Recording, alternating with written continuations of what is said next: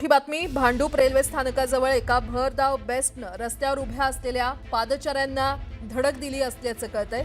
या अपघातात 4 जणांचा मृत्यू झालाय तर 9 जण गंभीर जखमी झालेले आहेत। मृतांमध्ये 3 महिला आणि एका पुरुषाचा समावेश आहे। तर भांडूप स्टेशनच्या बाहेर फेरीवाले आणि भाजी विक्रेत्यांची बाजारपेठ असलेली मोठी गर्दी होती। स्टेशनजवळ अचानक बेस्ट इलेक्ट्रिक बस वळत असताना चालकाचं नियंत्रण सुटलं आणि अनियंत्रित बस गर्दीमध्ये घुसली आणि सुमारे 13 जणांना धडकली। काही जण या बसखाली चिरडले गेले, ज्यामुळे जागीच 4 जणांचा मृत्यू झाला।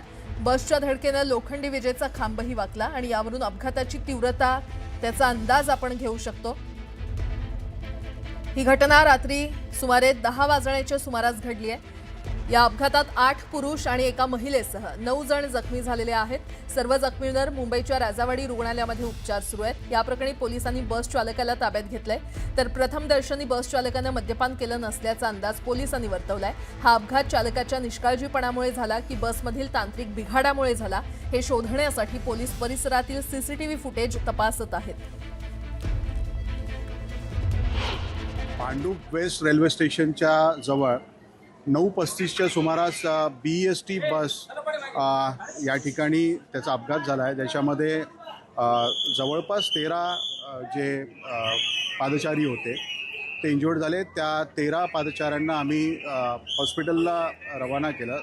त्यातील 4 जे लोक आहेत ते या घटनेमध्ये दगावले आहेत, ज्याच्यामध्ये 3 महिला आणि 1 पुरुष आहे।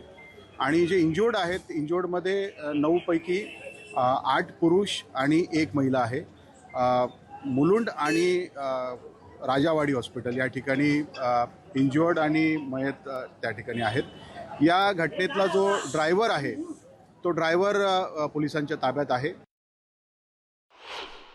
गाडीने कंट्रोल ठेवला नसणार, गाडी कंट्रोल मध्ये नव्हती, डायरेक्ट असं टर्न मारून निघून गेली स्पीड मध्ये आणि त्याच्यामध्ये लाईन पण होती। त्या हिशोबाने थोडा प्रॉब्लेम झाला। होते 20-25 माणसं होते लाईन मध्ये।